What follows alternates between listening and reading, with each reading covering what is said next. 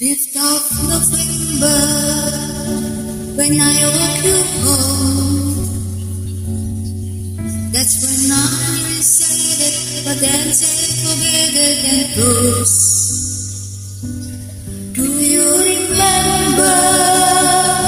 You probably don't, 'cause the sparks in the sky took a hold of your eyes while we spoke. Yesterday, drank way too much and stay up too late.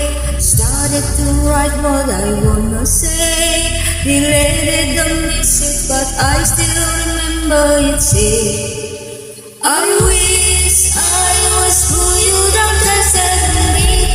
Now, wish I was the reason you stay up till 3 and you can't sleep, waiting for me to reply.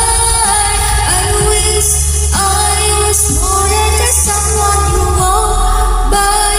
Wish I was scared to be honest and open. Instead of just sobbing, you feel what I'm feeling inside.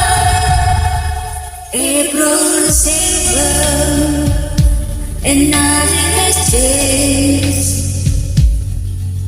It's hard to get by when you're still on my mind every day. Sometimes I question if you feel the same. Do we make stupid jokes and hide what we are afraid to say?